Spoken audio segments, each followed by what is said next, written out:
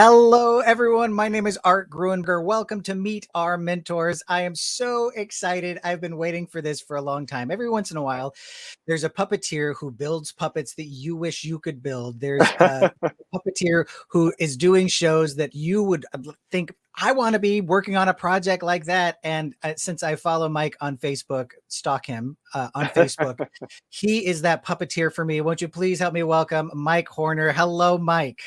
Well, thank you, Art. You're very kind.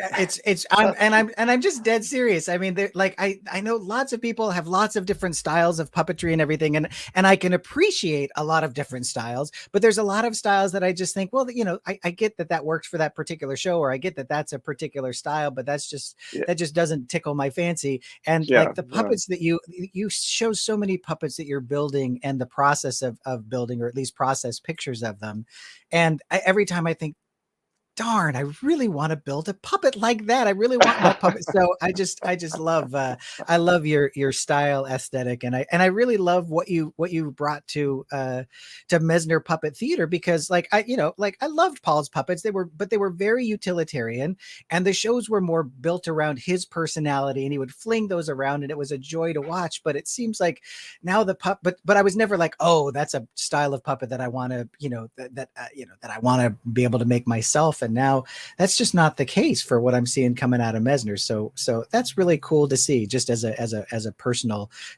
preference thing. Well, thank you. I appreciate that. I mean, it's part of the fun is of course what we do is getting to make something, take the thing that's in our head and physically make it, and then present it to an audience. So I'm glad that people appreciate the things that are pulled out of my head and thrown onto the stage. Well, good. Hey, and now I know this is my own little theory, but I think that puppeteers fall into two categories primarily. That they either love to build and they build or they perform to support their building habit, or they love to perform and they build to support their performing habit. If you had to choose one or the other, would you choose performance or building, or is it a mix for Oh you? man, it's definitely a mix. Um, because like I mean, we've been doing more commissions for other theaters lately, and so yeah, I've been building things, but sometimes I just get frustrated, sitting there just building and figuring out the problems, and then passing it on to somebody else, and then I mean, yeah, part of the joy is when you make something, it's like, oh, I'm going to make this, and I know exactly what I want it to do because I'm going to be using it. Um, so yeah, I don't know, it's a mix. There's days where with the performing, I'm just tired of lugging stuff into the schools or into the libraries, and it's like, oh, two shows today, two different libraries. But then if I didn't get to do that, I think I'd be kind of sad too. So Yeah, yeah. yeah. The pandemic certainly helped me appreciate more of like the tedious every day to day stuff that was grinding on my nerves. When all of that came to a halt for me, it was like, oh yeah, I do miss, setting up my stage, and I do miss, or at least I would tolerate that to be in front of an audience again. Yeah, yeah. Well, part of the joy for me is also, I mean, it's weird. The weird part of it, I mean, and it's usually more at the beginning of the trip than at the end of the trip. But when I get in the car to go on a trip to go do a puppet show somewhere, it's kind of fun. It's kind of exciting because I've been since I was a kid. That's what I've known puppetry to be, was low number vehicle with puppets, taking it somewhere, setting it up, coming home. Yeah. Um, I don't know. Did I just freeze there a second? Yeah, it was a really awkward facial position, so it worked out perfectly. Oh, good. What was I just saying? I have no idea. Perfect. No, that's great. Well, I, I'm gonna take you in the time machine all the way back to then the beginning of your puppetry career. Will you yeah, tell me a little bit about how did you get into this bizarre form of entertainment? yeah. Well, I always tell people I was born right at peak Muppet, uh, because I was born in '76, so right when the Muppet Show came on, and of course Sesame Street had been on for a while, so to it was the perfect time to become a Muppet nerd because Muppets were everything at that time. Um, so there's that. The other, probably more deciding factor was when I was probably about 3. There was a traveling puppet ministry group that came to our church in central Nebraska. And it was a couple, Howard and Evelyn Baldwin from Garden City, Kansas. And sometimes they had, I think, some youth from their church, but sometimes it was just them. But they came to our church several times and did put on puppet shows. And my parents, especially my dad, got really interested in what they were doing. And he kind of learned from them. And they were very generous, apparently, because I think they, gave my parents patterns and showed them how to build lots of stuff and and so my family started a puppet ministry, but it wasn't just my family. It was my parents and 2 other couples in our church, the Lichties and the Nipperts. And so these 6 adults had this puppet ministry, um, and they'd always bring all of us kids along. There were about 6. There were 6, and then another was added, so there were 7 kids at some point. And we would get dragged along to all the shows. So would you be performing in the shows too, or no? Well, occasionally there was a little kind of introductory skit that the kids we'd get to be in, but otherwise, then if we did that, we'd go do that, and then we'd go sit down, in the pews at the church and watch the show that we've seen, a dozen times. But yeah, from that early stage, it was, loading up the vehicle, driving to the venue, setting it up. So very early on, that's, to me, is what puppets was going on the road. And you can see a picture there. That's my family with our puppets. That's probably 83 maybe. And you're the smallest one in the picture. I'm the smallest one. Nice. And my dad, for the most part, made a majority of the puppets, I think.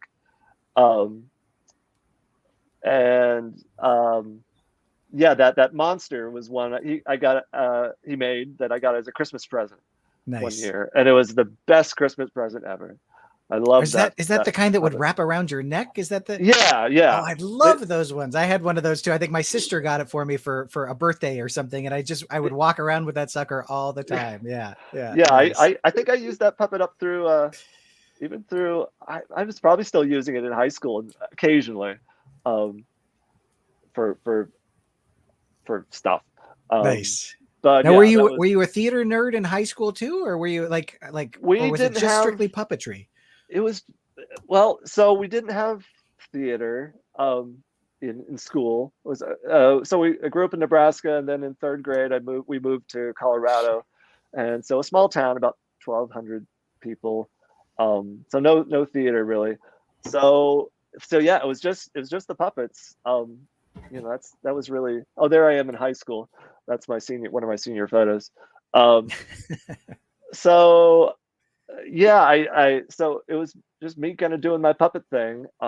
My other main interest as a kid was cartooning. So I either wanted to be a syndicated cartoonist or a puppeteer when I grew up, and puppeteer won out.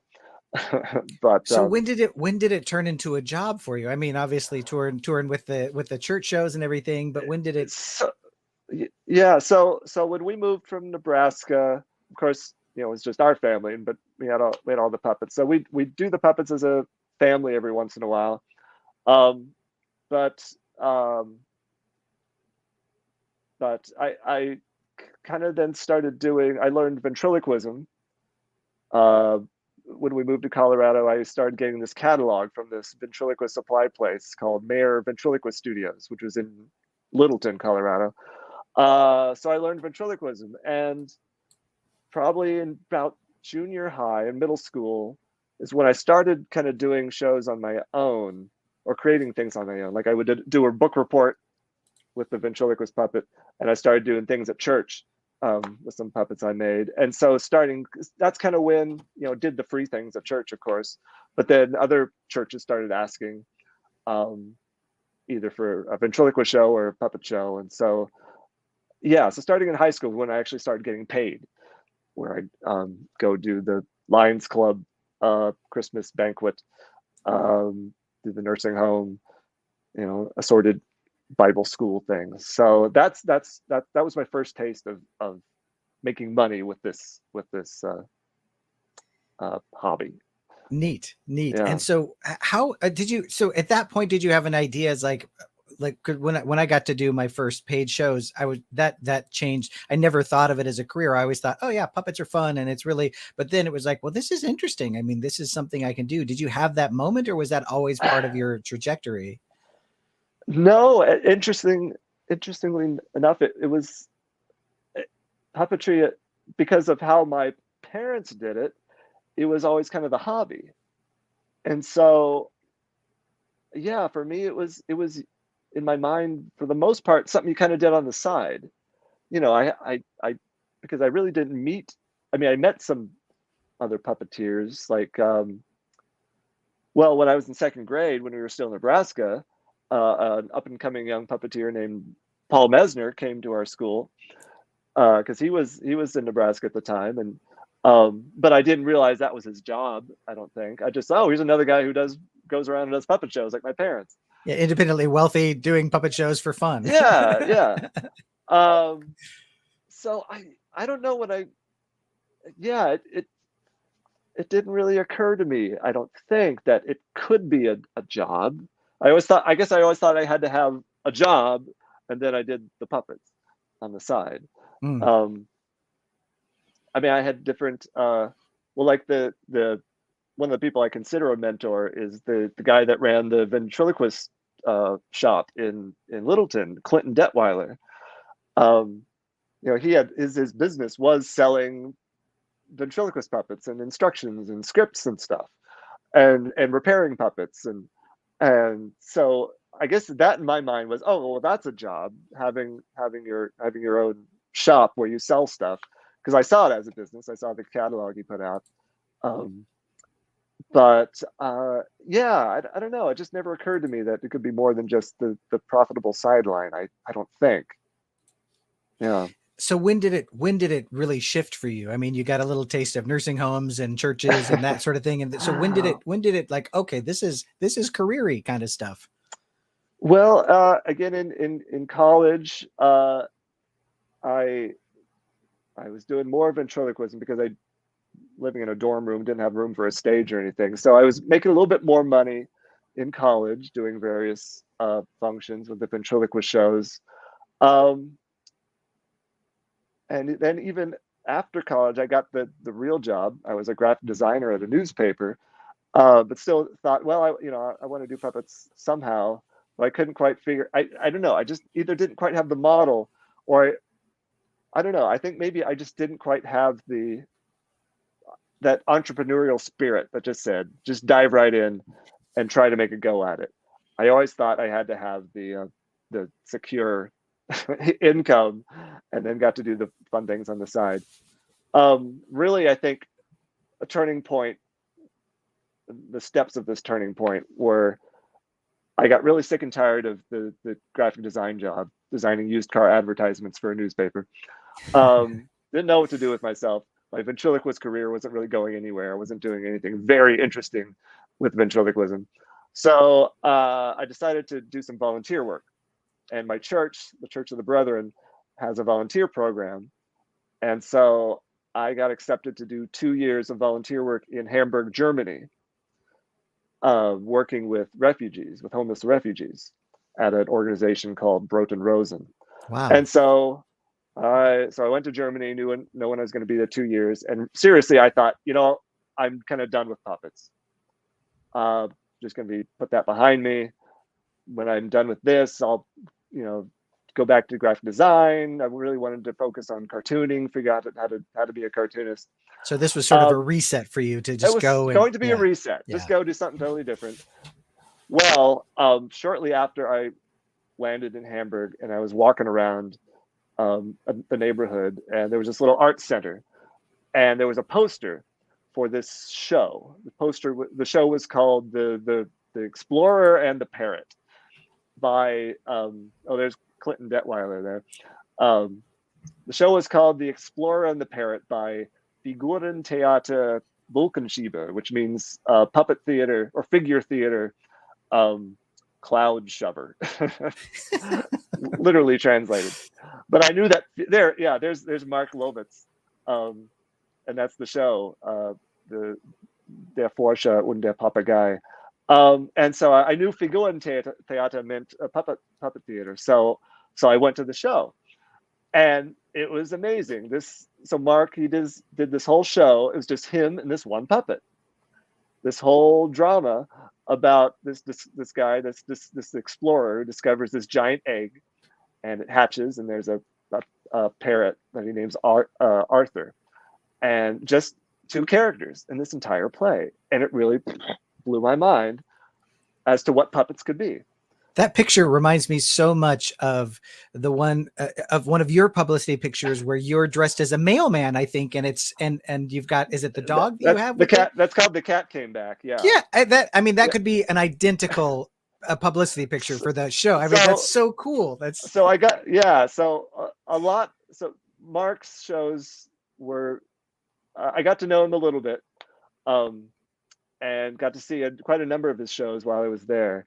And so his work is probably my biggest influence, as far as you were saying. It's like, oh, I wish I built that show. Seeing his shows, it's like, that's the type of show I want to build. That was Mark for me. And so it sounds like that really re-energized you with regards to like reconsidering puppetry. Yeah, it was that. And then I discovered that 10 minutes away from where I lived in Hamburg was the Hamburg Puppet Theater.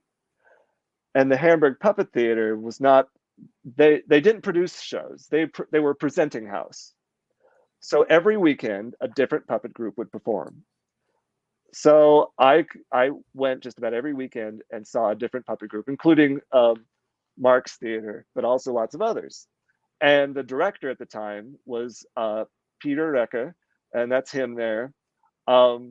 He was a retired engineer from Siemens, and his puppetry was his hobby, and he kind of became the director of the puppet theater. And they had a workshop there, and every Tuesday night he opened it up for anyone who wanted to come and putz around and make puppets. Wow. And so I started showing up. And how was the language barrier? Are you fluent in German? Yeah. Great.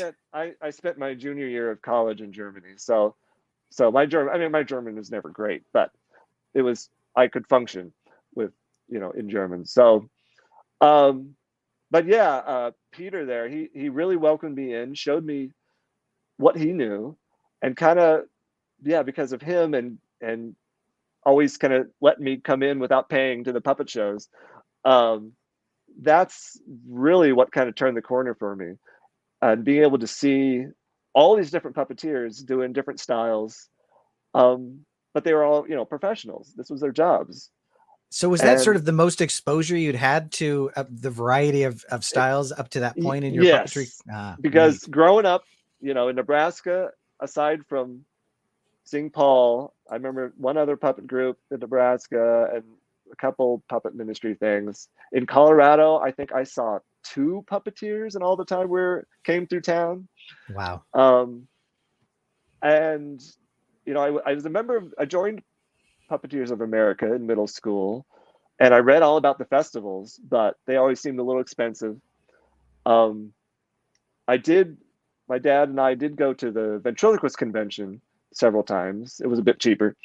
And so I got to see other ventriloquists, but I didn't really see other puppet theater until I went to Hamburg and saw all these different people. So really, I think that's, maybe when I was younger, if I'd gone to the puppet festival instead of the ventriloquist convention, maybe I would have, gotten more deep into puppetry sooner. But yeah, really in Hamburg is when I met, got to know other professional puppeteers. And so when you came back from Hamburg, then where did it go from there? So from coming from Hamburg, I knew I needed to land somewhere. And so I went back to Nebraska, moved to Lincoln. I knew I wanted to live in a small town or a city, but not a big city. So I moved to Lincoln because, Nebraska I'm always at heart will be a Nebraskan. So it felt, a safe place to land. So I went to Nebraska, and again, had the daytime jobs. I worked at a daycare for a while, had 2 different graphic design jobs, but all the while knowing that being a professional puppeteer was my goal. So I started. Oh, thank you, Matt Hawkins. That's kind of you. So I'd had an idea for a show that I developed when I was in Germany, and so I started building that show. But I knew I needed to, of course, have a venue for it. So I went to the library. The new summer reading was coming up, and I went to the central branch of the library in Lincoln and said, "Hey, I've got a puppet show. Do you guys want to have it?" And she said, "Oh, what's it about?" And I said, "Oh, it's about this." And it was very convoluted. Of course, your first puppet show always Of is. course. It was called Bambula and the Best Bad Breath, and it was about a little. Originally, it was a little witch named Bambula Bumbershoot, who wanted to be the best at something in the world, and she realized she was the best at having bad breath. So my I went to the kingdom for library. a clip of that we could roll right now. That would just be the best, wouldn't it? I've got one puppet from it here. This is the genie. She had Oh, look at this.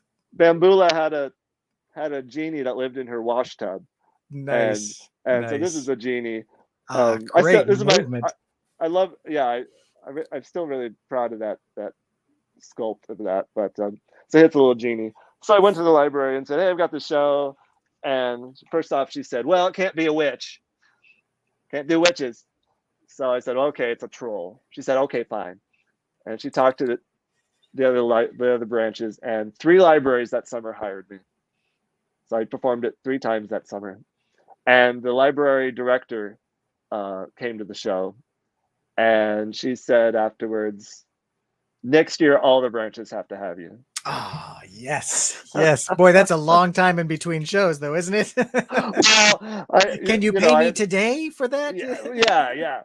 Um, so so I started working on the next summer show because I knew what the theme was going to be. So, but yeah, so I already had 8 to 10. I can't remember how many branches there were, 8 or 10.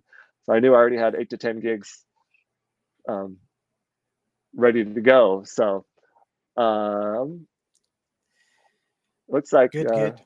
Yeah, you just froze for a yeah. second. That's all right. Hey, Okay. if you have any questions for Mike, please feel free to type them into the chat on Facebook. Please feel free to type them into the chat on YouTube. Any questions or comments? So the name of the program, of course, is Meet Our Mentors. So I'm going to ask you. Obviously, Peter was like letting you into the shop in Germany and having you there. His name was Peter, right? Am I off? Yeah. Yeah, Peter. That was obviously a touch point for you. So, who are some of the mentors in your puppetry career? Well, I mean, aside from, of course, my parents and the people they learned from, the Baldwins, those are the first ones, and Clint Detweiler from Mayor Ventriloquist Studios. That's a picture of There's Clinton Clinton. right there, right? Yeah, that's yeah. So with Clinton, he sold these little booklets and things, and some of them were how to make stuff, and that's where I learned about mechanisms, was from Clinton. And he had this one little booklet that was about how to make puppets from plastic bottles and all these different just things you find around the house, and that really spoke to me. This is one, I don't know if he built this one, but he designed it, and his brother-in-law built them that he sold them. But this is a little bird that he would sell. Let me see, where's the? It's got a mouth and it's got the eyes closed and it's got little. But this bird, the body is a bleach bottle. So he'd take bleach bottles for the bodies, and then the head originally was tin cans from fruit cocktail. Perfect. And then he said at some point he got tired of eating so much fruit cocktail, so he found a paint supply company and just bought new cans. Nice. But so that's really where I learned that to look for stuff that's a fun shape and use that as the basis as a puppet. And so that I still do that. I still make things from shapes that exist. I love doing that. It's one of my favorite things to do. So I really learned that from Clinton, and also learned about mechanisms.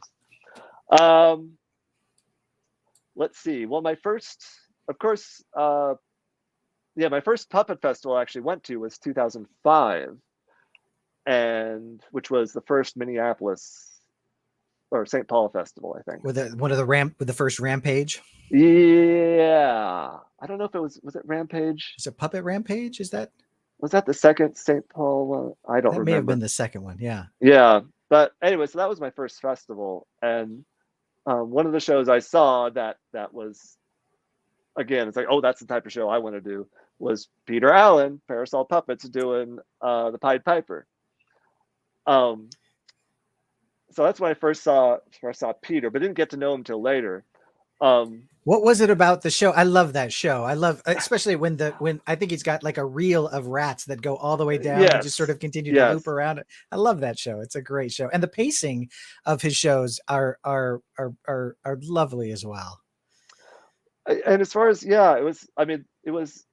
I don't know if it's the only one. No, it wasn't the only one person show that was solo show that was performed at that festival, but it was one of them. So that was one thing to see, another solo puppeteer, seeing how they do things. He had a shadow sequence in there. He was, performing music live, which was another thing I picked up from the German puppeteers, but it was fun seeing, another, an American puppeteer do that too. Because my first two shows, the first show I played accordion coming out, and then my second show, the cat came back, I played ukulele. And I think at some point in that show, Peter picks up the whole stage and turns it around, and the whole booth. And so just little quirky things like that, that are so puppety. I call them puppety things. That's what I really loved about that.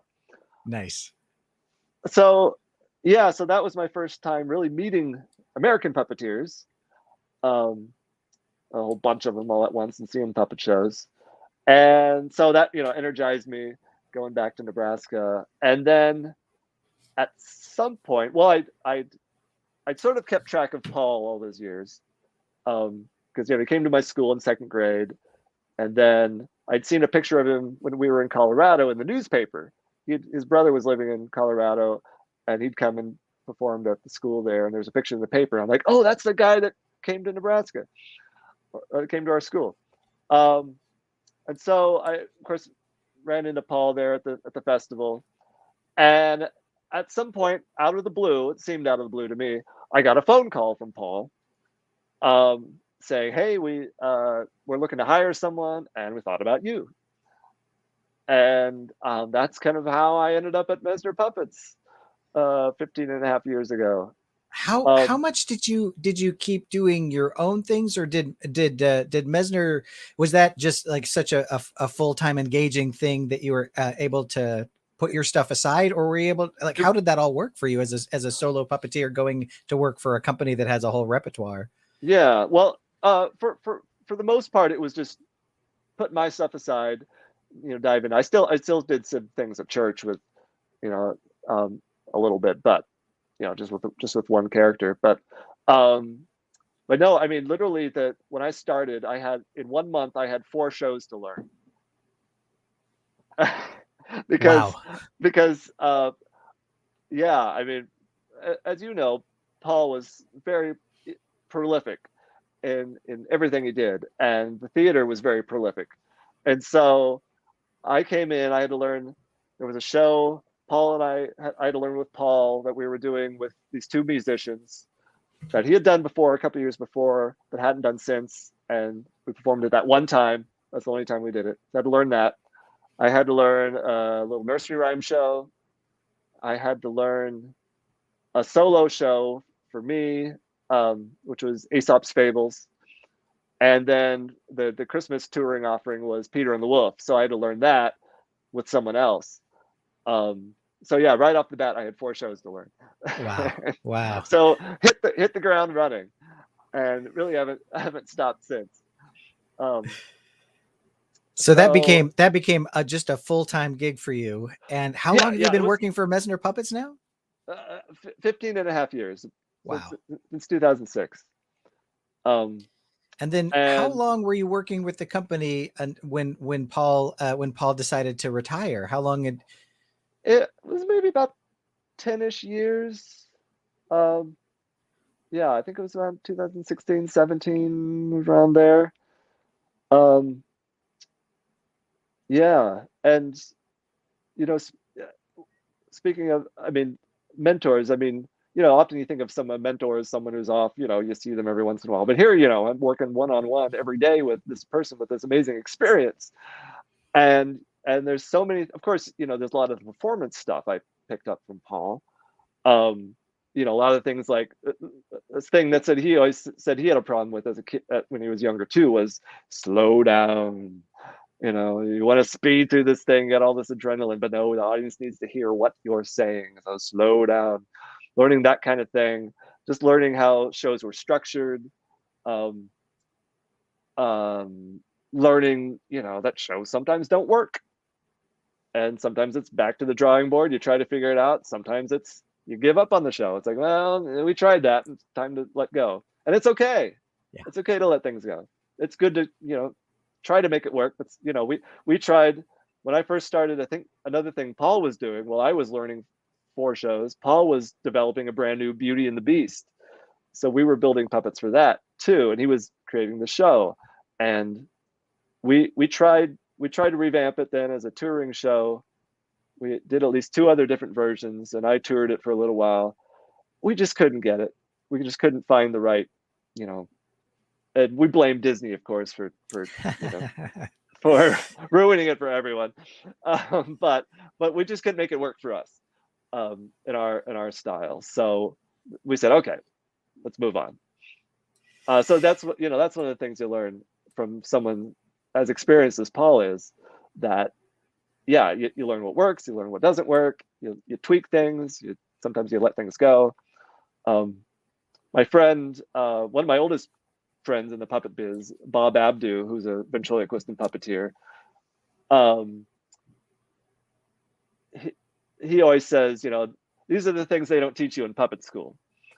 So that's a lot of the things I learned from Paul, the things they don't teach you in puppet school, like how to pack a van efficiently, how to prepare for a long road trip, how to create when you're in a hotel for 2 weeks that doesn't have a microwave, and if you're lucky, it has a fridge.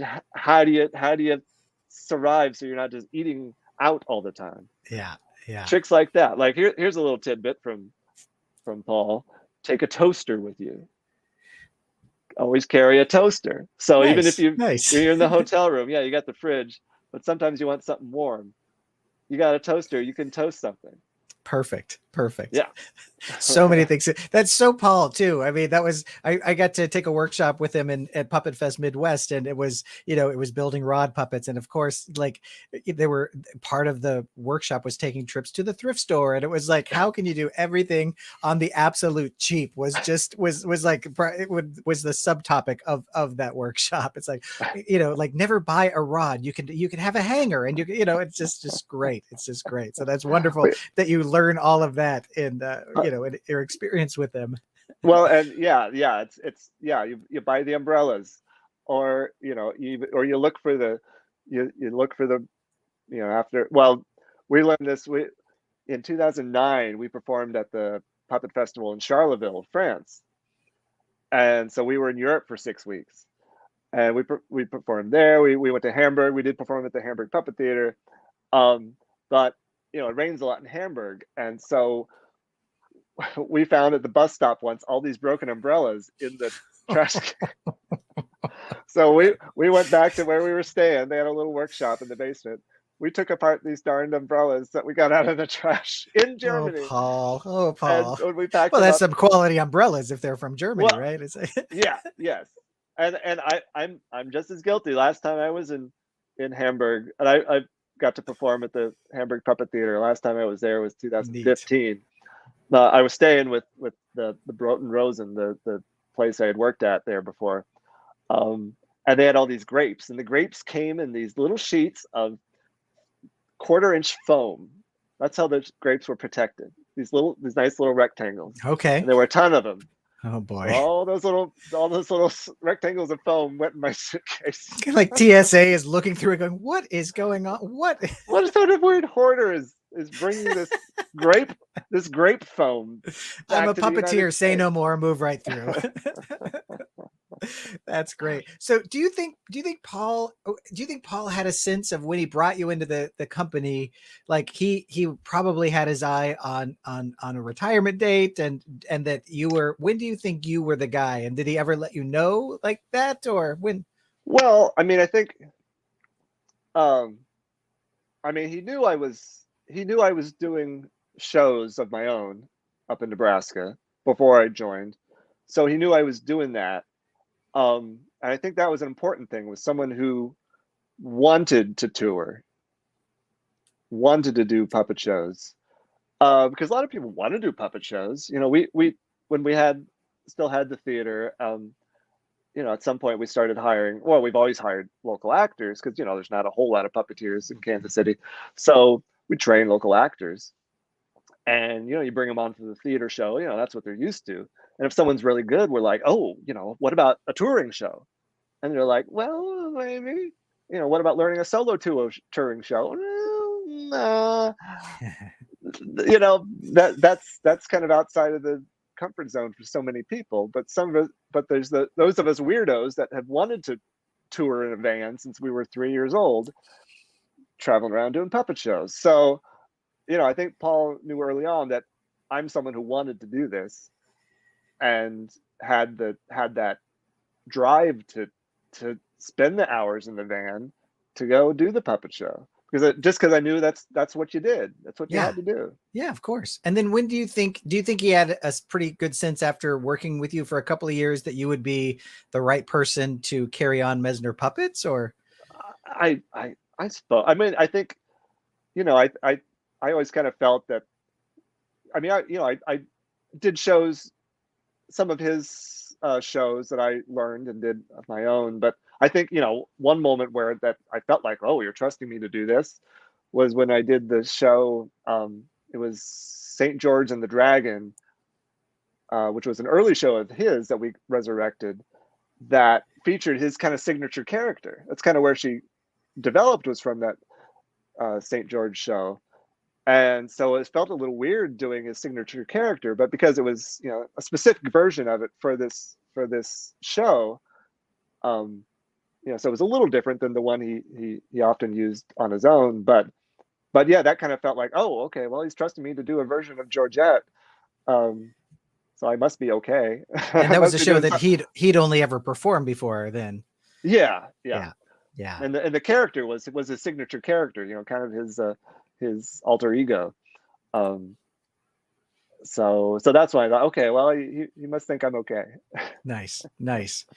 Well, listen, we're that brings us up pretty current. So I'm going to play just a quick little clip of a show I think that is real fresh, How to Snag a Sea Monster. I'm going to just play the Yes, little promo of that, and then we can talk a little bit yeah, about what you're doing absolutely, now and this particular show. So here we go. absolutely.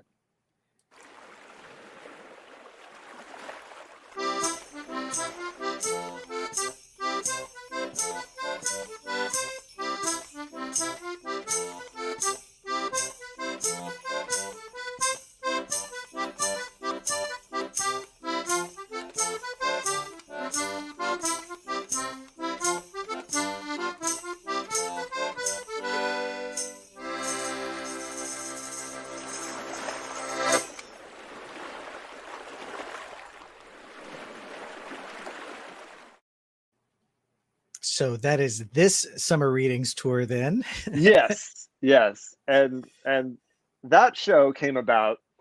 And I knew I was going to need to build an ocean themed show for the summer. Oh, thank you, Charles. I know we're going to need was going to need a summer show or a ocean themed show.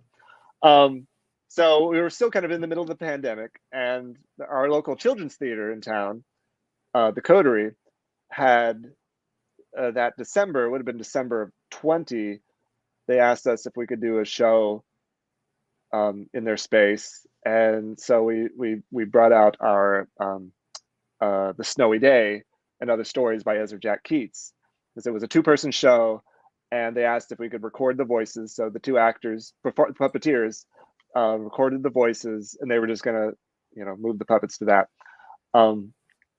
And so they still could, the coterie still couldn't bring in live audiences. They ended up just doing the Snowy Day as a virtual show.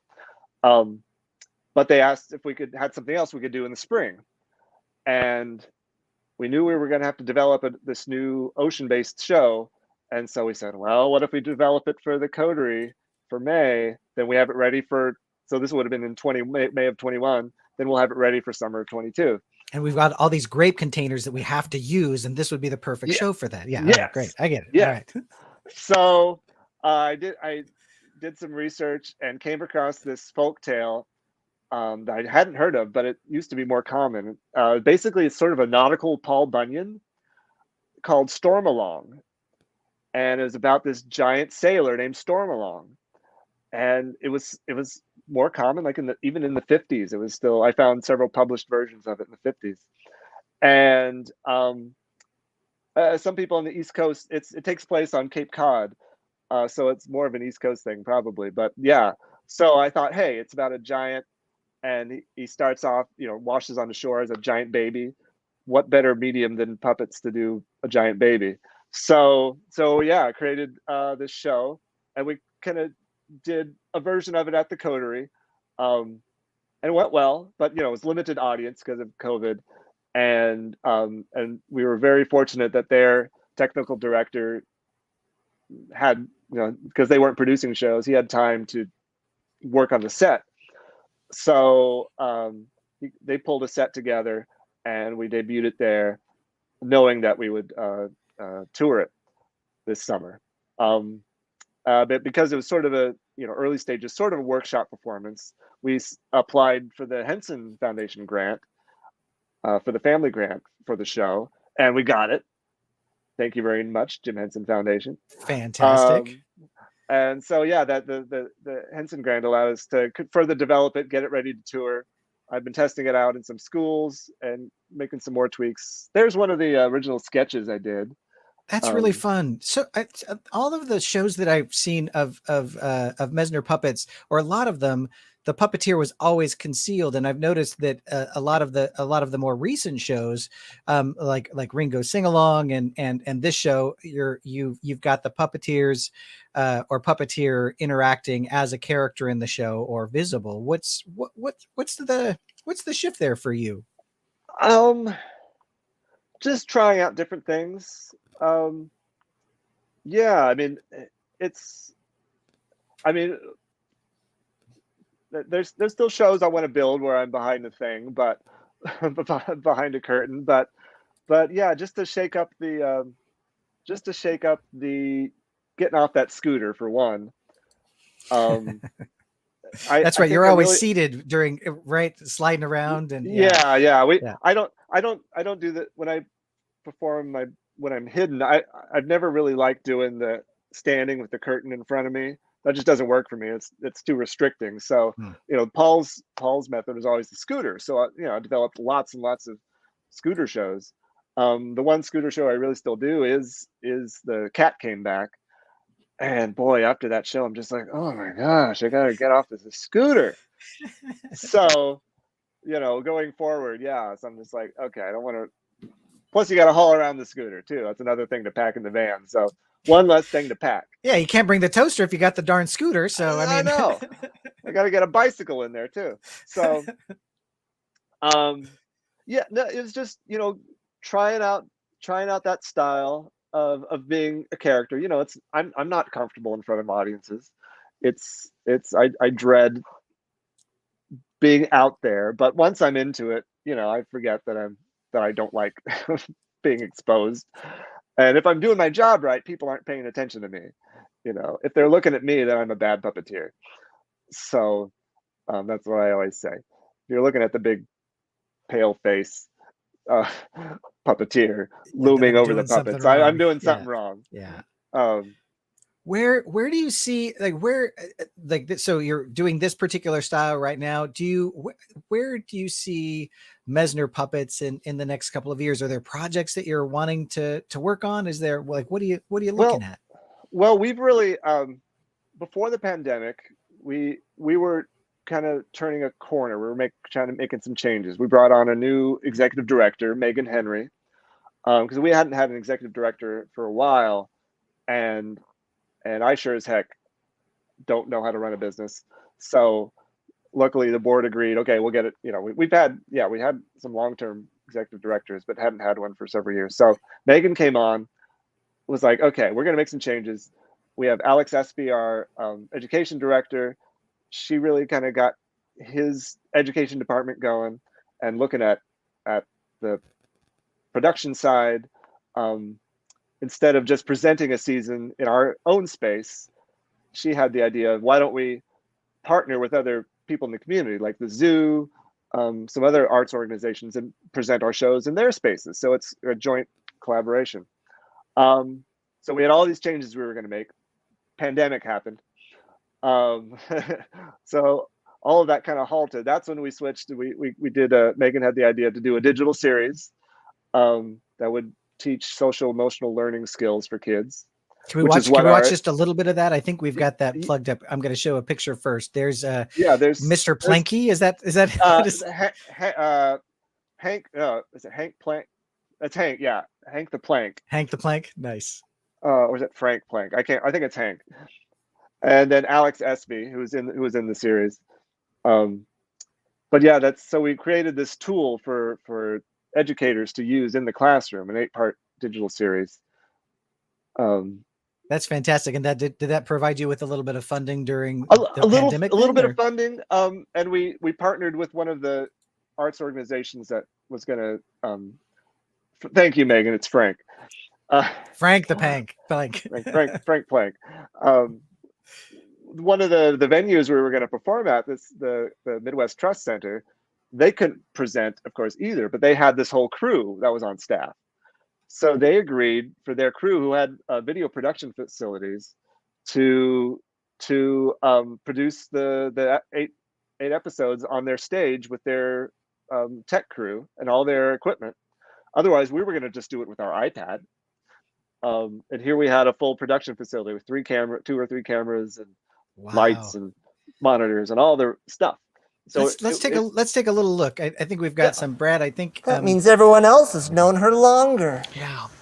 So everybody is at least as sad as I am, especially Daleen, because, like, we're all losing one really important person, but she's leaving a whole bunch of really important friends. Yes.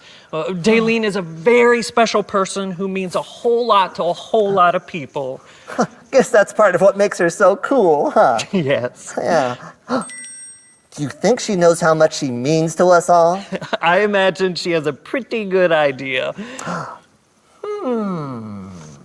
It looks like you're coming up with an idea. Well, I was thinking that we should probably do something special for Daleen. Now that is not a bad idea at all. Yeah, just to make sure she knows how much we care and, do you think we could throw a little celebration for Daleen? I do. A party? Yes, but we will have to work very quickly if we're going to be done by the end of the day. That looks fantastic. How many episodes did you end up doing? we did 8. It was an 8-episode series. It's sort of the whole arc there. The main character, Nico, the dog that I performed. It was it was sort of his journey. I mean, the overarching arc of the whole series was his journey, but we focused on all these different characters and their, how they were dealing with emotions. And yeah, we had a great team.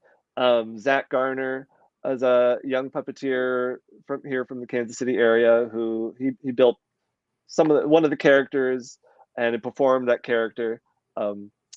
And so we had him and Megan performed as well, and we had a musician. Yeah, Had you guys done any television work up to that point? I mean, because it's a Oh, very yeah. different monster, isn't it? I mean, it's Oh, of completely. course. No, we've done video work throughout the years. Paul had some videoed several of his productions that we offered as something you could buy after the shows. But we'd get hired every once in a while. We did. Oh, there's me and Zach on the set and in the workshop there. So yeah, we'd get commissions to do things. Like one of the favorite things that Paul and I did was a commission for the Poison Control Center of Kansas, which was a little educational video about staying away from poison called Hunter and Scouts Poison Patrol. So they hired us, we wrote the script, and I built the puppets, and Paul and I performed. And that was a real joy. That was one of those really fun things that we get to do. And we usually don't get to do video stuff, so it's always kind of a joy to It's a real, yeah. It's almost like being in a professional studio with people who know how to do the lighting and the cameras and the sound and everything. Yes. It's neat. Yes. But don't you find that you're trying to get the crew to laugh because there's no live audience there? I mean, that's well, that's what, and so that's the thing with me and Zach is Zach's a wonderful improver. So in between takes, we would just start riffing with the puppets, and and see. Not sure if anyone was paying attention, but every once in a while someone would laugh so yeah, that's the best, to get the grizzled old cameraman that has seen everything to finally giggle is yes. one of the best things ever. Well, speaking of live performance, I understand you're going to be appearing very soon at the Great Arizona Puppet Theater, one of my favorite places to perform. When and what are you doing there? Yeah, this next week, Wednesday, the March 16th through the 20th, I'll be at Great Arizona performing Ringo's Sing Along Road Trip, which is a little show about me and a dog. Or got lots of dogs in our shows. It's a sing along. We're going on a road trip and we're singing sing along. There we are, doing sing along songs along the way. So that's what's next. We're also building some commissions for some theaters. Zach and I are working on some butterflies. This is one butterfly, but there's a theater in Arkansas, Trike Theater, is hiring us to build some puppets for a show. What are those going to be used for? The play is called Mariposa Butterfly. So it's about two neighbors, one from Mexico, one from United States, and they're kind of come together when they a butterfly comes and shares their garden. So this is the naked caterpillar that Zachary Garner made. Neat. But then I'm working on it's a prototype butterfly out of cereal box, and because there's a whole bunch of butterflies, I ended up I had some fabric printed. I drew a monarch on the iPad and had it printed on fabric. So fantastic. And then you're just attaching the fabric to like some sort of foam or something, or is it? It's don't tell the theater, but it's plastic placemats from the dollar store. So I cut out the shape. Of course it is. And then glue. Yeah, of course. It moves wonderfully, as you it can does see. I mean, it's perfect. It's perfect. And it's $1.25 now at the dollar store. Yeah, I can't believe you're still using those placemats. That's ridiculous. Well, Mike, gosh, I tell you, it's been just a real pleasure to finally get to talk to you. Like I said, I've really been looking forward to this for a long time. So thanks so much for coming and talking a little bit about what's going on. It sounds like things are beginning to open up for you and to open up for Messner Theater a little bit more, and more shows are showing up. And I wish you the best, and I can't wait to see your next post on Facebook and to continue to stalk the wonderful things that you're doing. Well, thank you, Art. I appreciate it. Thank everyone for joining us. We hope you join us. I think it's April 7th for Lily Pad Puppet Theater. They're going to be joining us. And then in May, on May 12th, the wonderful Sarah Nolan will be joining us on Meet Our Mentors. So thank you everyone for joining us on this episode. Be sure to tune in next time, and be sure to subscribe to the Puppeteers of America YouTube channel and hit that bell so you know when we've got our next performance coming up. Thanks again, Mike. I really appreciate it. We'll see you next time. Bye.